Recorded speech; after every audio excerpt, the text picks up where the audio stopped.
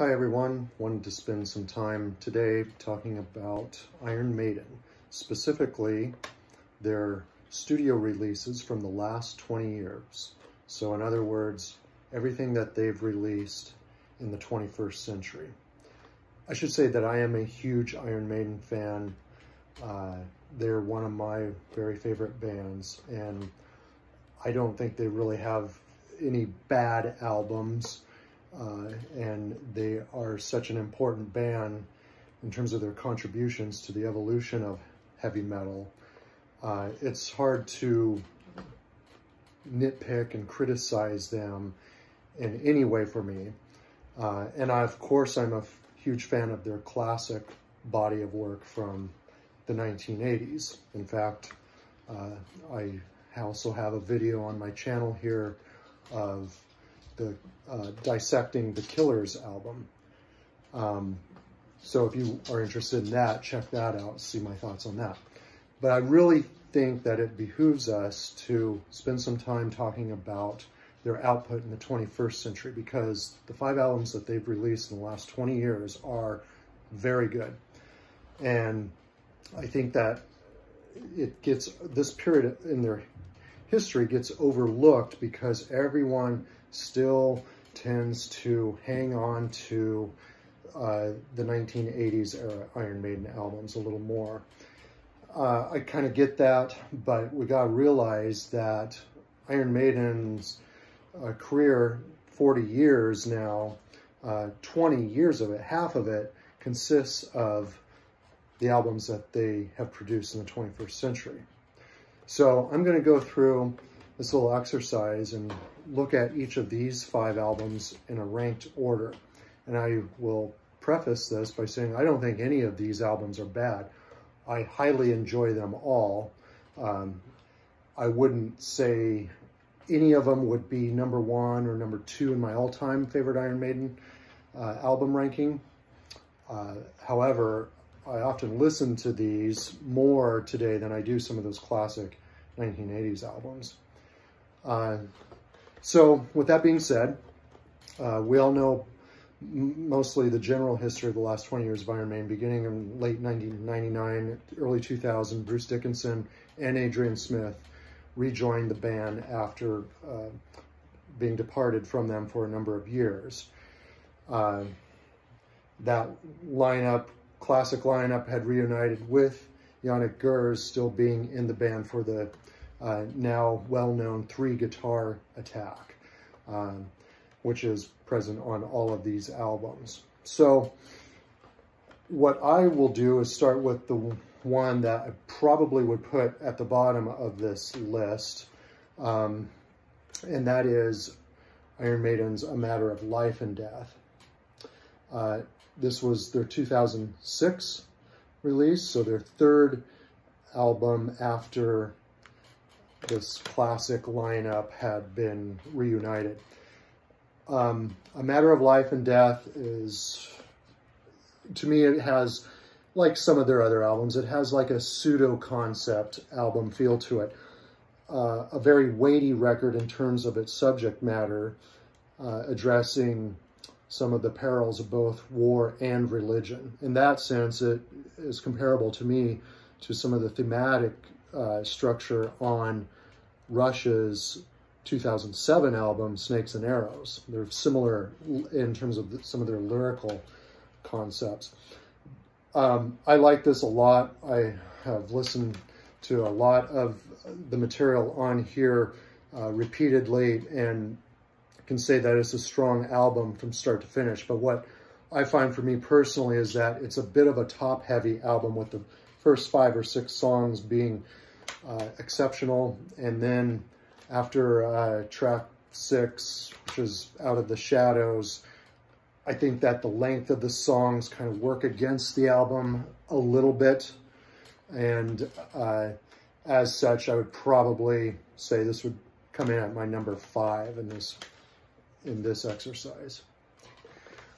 Next, I would go with 2003's Dance of Death. Another album I like a lot, and I think that a lot of the songs on here are little subtle attempts of them trying to do some things a little different. Example being Journeyman, the last track on the album, and pretty much all acoustic song, right? Something they really hadn't done since their very, very early days, and very rare in their catalog. Great song. Another unique thing with one of the songs on this album is the song New Frontier, which gives a writing credit to Nicko McBrain, their drummer. First and only time that has happened, to my knowledge. Love the song. It's always been a favorite, deep, hidden, well, not hidden, but a deep dive kind of lesser known track that I really have enjoyed. Of course, the title track is one of their big 21st century epic kind of metal masterpieces, if you will. And as is Passchendaele, another very strong song. Rainmaker is also one of my favorites on here. I think the other songs are good. One song that I've always kind of makes me cringe a little bit is Monseeger. I just cannot seem to understand how these parts are supposed to fit in the song. It seems like it really clashes a lot, and you know, that's me nitpicking a little bit. But the other thing I will say that I share with many other Iron Maiden fans, I was never a fan of the artwork on this album. It's got this digital kind of presentation. Eddie is, you know, aside from whatever the role of Eddie is supposed to be here, I guess, as a Grim Reaper figure, it just seems like he's a little more subdued than what some of their presentations are of Eddie on some of their albums. So that's 2003's Dance of Death. So continuing on, that'll take me to 2010's Final Frontier. This is an album I like a lot. Some people kind of take it or leave it. Some people really hate it. That's hard for me to understand. I find this a very compelling album in ways that no other Iron Maiden album is, frankly, for me. This was almost the first time in any part of their discography I heard kind of this jazzier sense of music exploration in their sound. Particularly, you know, a track like Isle of Avalon. This kind of middle space jazz sonic landscape that they present there is fascinating and really intriguing and enriching. And I hear that in different sections of the songs in other places on the album. And this is a very lyrically sophisticated album, I should say, as well. Many of the songs make me think like you're out on a distant, cold, icy planet somewhere, but you're getting a lecture on philosophy and existentialism from the Iron Maiden guys. And it's very evocative that way. So there's always been this strong intrigue for me with this album. In fact, Starblind might be one of my top 10 all-time Iron Maiden songs. It might make a top 10 list for me. Just exceptional. The tones and the effects that the three guitarists are using on this album captivates me. And I was just listening to this again the other day on a long drive, and the songs just sound so fresh, you know, and now, hard to believe, it's been 10 years since Final Frontier has been released. So that takes me to 2015's A Book of Souls. I have kind of the deluxe edition here that came in a kind of a larger cardboard packaging. Really like this album from start to finish. There's really no filler tracks on here.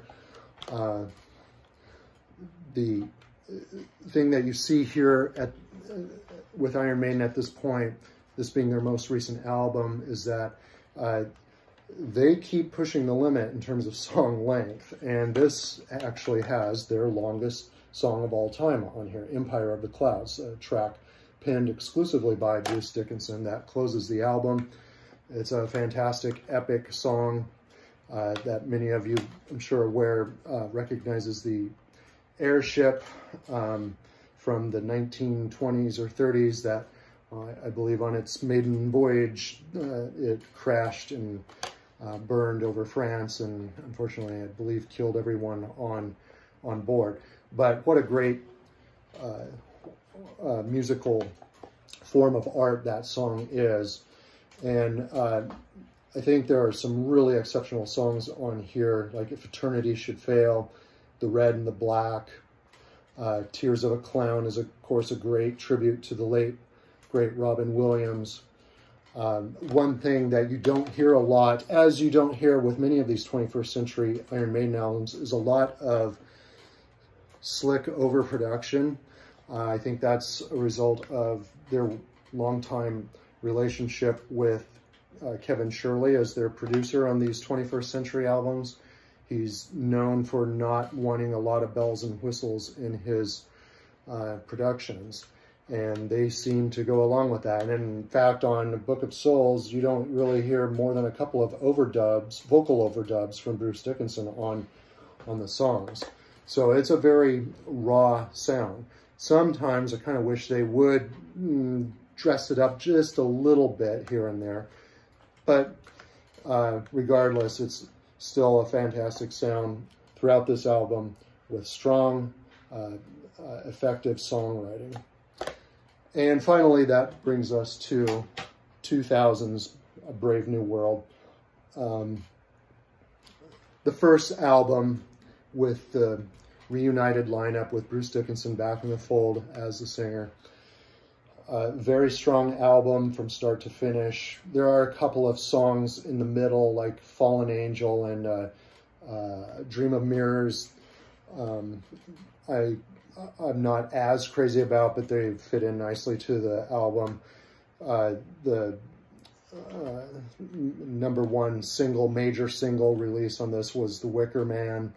The album just rides smoothly into the tracks after that, like Ghost of the Navigator, Brave New World, Blood Brothers. The Nomad is just a truly exceptional song. I love the guitar interplay among the three guitarists on that, and this almost Arabic feel to the sound of it.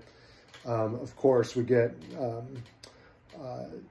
Out of the Silent Planet, I believe, was another single from the album, and it closes off with another one of my all-time favorite Iron Maiden songs, The Thin Line Between Love and Hate, which I think has a great message in it in terms of its subject matter, lyrical subject matter, and the arrangement, the songwriting arrangement of it is fabulous as well. So that would be my ranking from 5 to 1 from this important period of Iron Maiden's history, the 21st century. I really encourage people to spend time exploring and listening to and absorbing the great music of these 5 albums that Maiden has produced in the last 20 years, because it is in many ways exceptional and epic and engaging and very worth everyone's time to check out. Take care, everyone. See you next time.